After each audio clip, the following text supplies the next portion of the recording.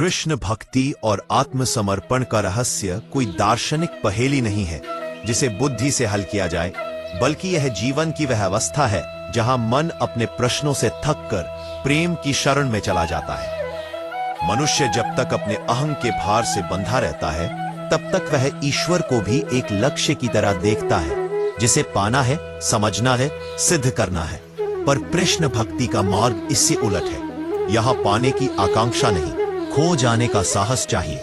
आत्मसमर्पण का अर्थ यह नहीं कि मनुष्य कर्म छोड़ दे या जीवन से पलायन कर जाए, बल्कि इसका अर्थ है तो अपने कर्मों का भार अपने ऊपर न रखकर उन्हें कृष्ण को अर्पित कर देना।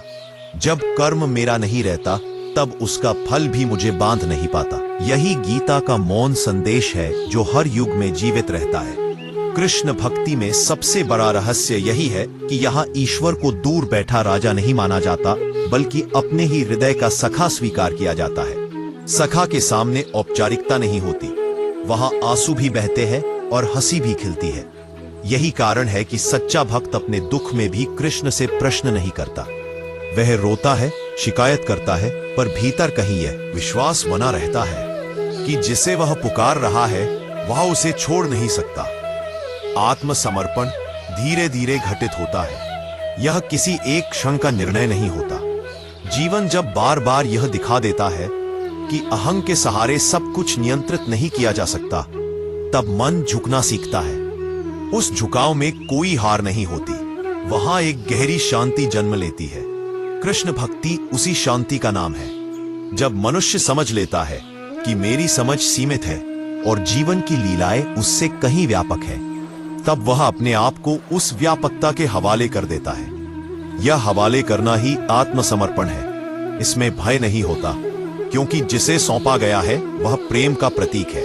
कृष्ण का स्वरूप इसी प्रेम को दर्शाता है। वे गीता के गंभीर उपदेशक भी है और वृंदावन के नटखट बालक भी।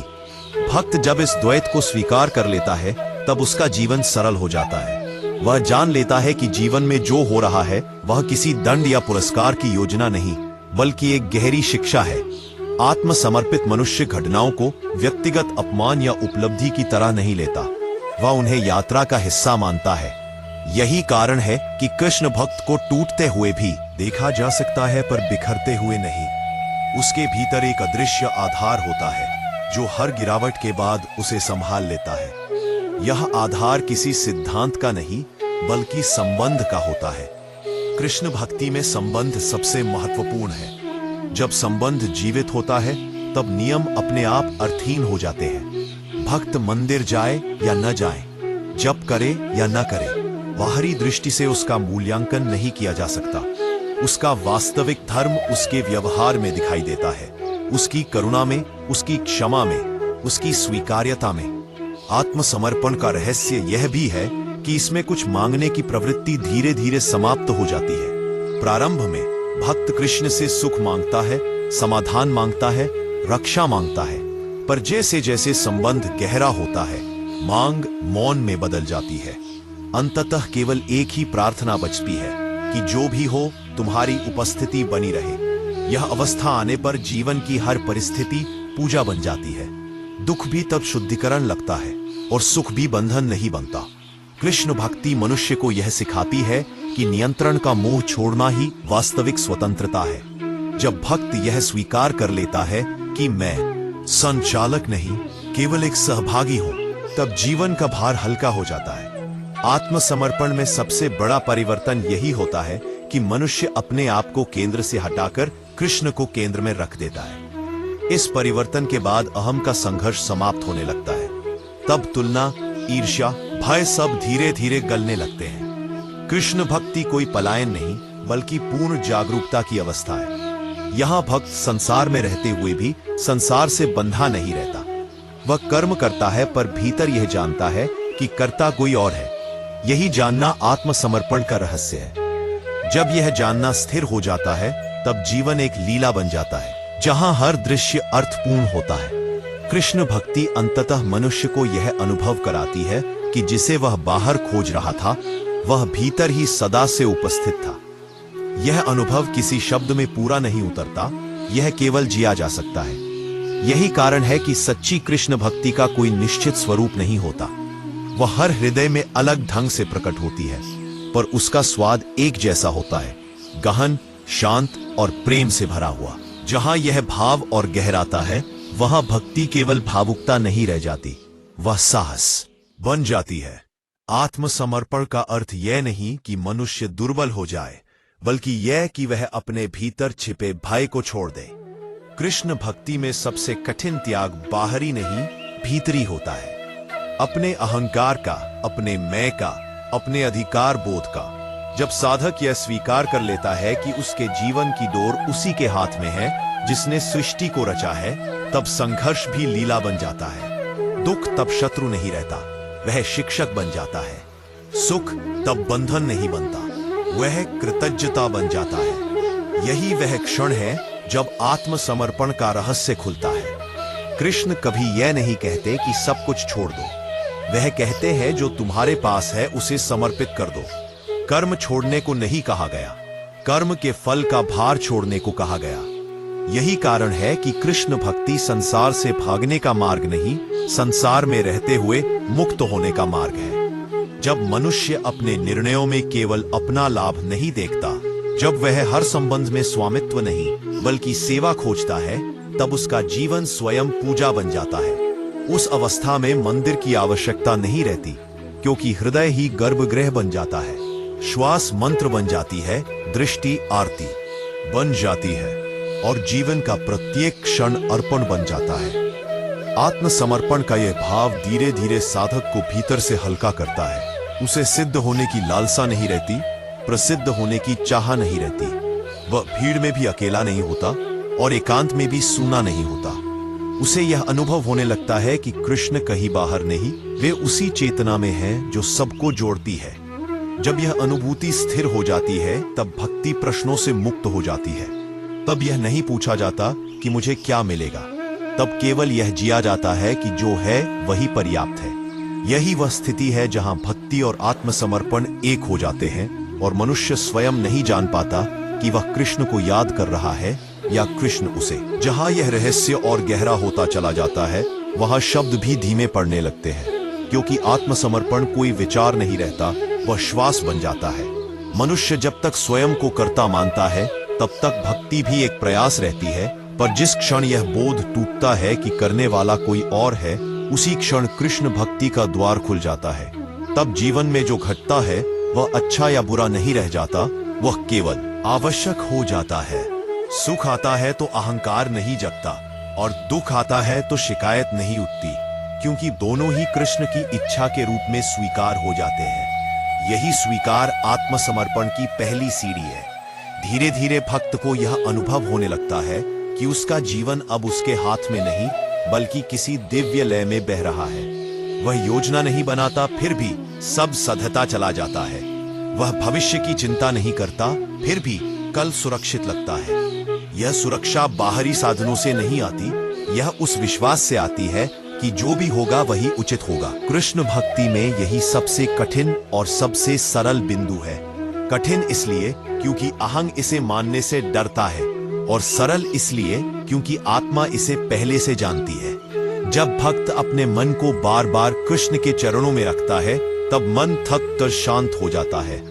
फिर स्मरण किसी अभ्यास की तरह नहीं रहता, वह स्वभाव बन जाता है।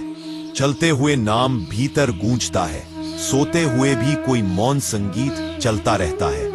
तब भक्त को कृष्ण अलग नहीं दिखते, वे हर चेहरे में झलकने लगते हैं। किसी क्रोधित व्यक्ति में भी उसे एक पीड़ा दिखाई देती है, और वह पीड़ा भी उसे कृष्ण की करुणा की याद दिलाती है। यही दृष्टि जीवन को बदल देती है। अब शत्रु भी शिक्षक बन जाता है और अपमान भी शुद्धि का माध्यम बन जाता है। आत्मसमर्पण का रहस्य यही है कि व्यक्ति अपने साथ घट रही हर घटना को अपने विकास का उपकरण मान ले। वह पूछना छोड़ देता है कि मेरे साथ ही क्यों, और समझने लगता है कि मेरे लिए ही क्यों। इस बोध के साथ ही भीतर का संघर्ष समाप्त होने लगता है। फिर भक्ति किसी विशेष समय या स्थान की मोहताज नहीं रहती। रसोई में भी पूजा होती है और खेत में भी ध्यान उतर आता है। आंसू गिरते हैं तो वे प्रार्थना बन जाते हैं, और हंसी फूटती है तो वह भी भोग बन जाती है। कृष्ण भक्ति जीवन को बांटती नहीं, जोड़ती है। वह संसार और साधना के बीच की दीवार गिरा देती है। तब भक्त न घर से भागता है, न संसार से लड़ता है। वह बस हर भूमिका में पूर्ण हो जाता है। पुत्र बनकर भी कृष्ण को स्मरण करता है और पिता बनकर भी उन्हीं को अर्पित रहता है। यही पूर्णता धीरे धीरे भीतर ऐसी रिक्तता लाती है जहां कोई चाह नहीं बचती, और जहां चाह नहीं वहां ही परम शांति उतरती है। इस अवस्था में भक्त को कुछ पाने की आकांक्षा नहीं रहती, यहां तक कि मोक्ष की भी नहीं। वह केवल इतना चाहता है कि यह स्मरण बना रहे। यही वह अवस्था है जहां कृष्ण और भक्त के बीच का भेद गल जाता है। तब कृष्ण बाहर नहीं रहते, वे स्वयं की चेतना में प्रकट होते हैं। यही आत्मसमर्पण का चरम है, जहां मैं मिट जाता है और केवल वह शेष रह जाता है। जहां यह रहस्य और गहराता है, वहीं से जीवन का वास्तविक रूप प्रकट होता है। क्योंकि कृष्ण भक्ति केवल किसी विचार को मान लेना नहीं, बल्कि स्वयं को धीरे धीरे मिटा देना है। जब साधक यह समझ लेता है कि मैं अलग हूं, तब आत्मसमर्पण अपने आप घटित होता है। प्यास जैसे नदी समुद्र की ओर बहने के लिए योजना नहीं बनाती, वैसे ही हृदय कृष्ण की ओर बहने लगता है। इस अवस्था में भक्ति बोझ नहीं रहती, वह विश्राम बन जाती है। साधक को अब यह चिंता नहीं रहती कि वह कितना जप कर रहा है, कितना ध्यान कर रहा है, क्योंकि उसका प्रत्येक कर्म जप बन जाता है। उसकी प्रत्येक दृष्टि ध्यान बन जाती है। जब वह किसी पीड़िता को देखता है तो उसे कृष्ण का ही रूप दिखाई देता है। जब वह किसी से प्रेम करता है तो उसमें भी वही नीलिमा झलकती है। आत्मसमर्पण का रहस्य यही है कि व्यक्ति अपने अधिकार छोड़ देता है। वह ईश्वर से कुछ मांगता नहीं, बल्कि जो मिला है उसे भी उसी की इच्छा मानकर स्वीकार कर लेता है। इस स्वीकार में कोई मजबूरी नहीं होती, बल्कि गहरी तृप्ति होती है। जैसे कोई थका हुआ यात्री छाया में बैठकर विश्राम करता है। इस अवस्था में जीवन की कठिनाइयां भी शत्रु नहीं लगती, वे शिक्षक बन जाती है जो अहंकार को घिसती रहती है। जब कोई अपमान करता है तब भीतर से प्रतिरोध नहीं उठता, बल्कि करुणा जन्म लेती है। क्योंकि साधक जानता है कि सामने वाला भी उसी अज्ञान से जूझ रहा है जिससे वह कभी स्वयं जूझता था। कृष्ण भक्ति का यह स्तर बहुत शांत होता है। यहाँ कोई प्रदर्शन नहीं होता, कोई घोषणा नहीं होती। यहाँ तक कि साधक स्वयं भी नहीं जान पाता कि वह कितना आगे आ चुका है। वह बस जी रहा होता है साधारण जीवन, लेकिन भीतर असाधारण प्रकाश के साथ। यह प्रकाश उसे अलग नहीं करता, बल्कि और अधिक विनम्र बना देता है। वह स्वयं को दास भी नहीं कहता, क्योंकि दास में भी एक अलगाव छिपा होता है। स्वयं को केवल माध्यम मानता है, जैसे बंसी स्वयं कुछ नहीं बजाती जब तक कृष्ण उसे होठों से न लगाए। इस अवस्था में मृत्यु का भय भी समाप्त हो जाता है, क्योंकि जिसने स्वयं को पहले ही समर्पित कर दिया हो, उसके पास खोने को कुछ नहीं रहता। जीवन एक उत्सव बन जाता है, जिसमें आंसू भी प्रसाद होते हैं और हंसी भी भोग होती है। यही वह रहस्य है जो शब्दों में पूरा नहीं समाता, पर हर उस हृदय में उतर जाता है जो बिना शर्त झुकना जानता है। जहाँ आत्मसमर्पण पूर्ण होता है, वहीं कृष्ण प्रकट नहीं होते, बल्कि हमेशा से उपस्थित पाए जाते हैं। बोझ का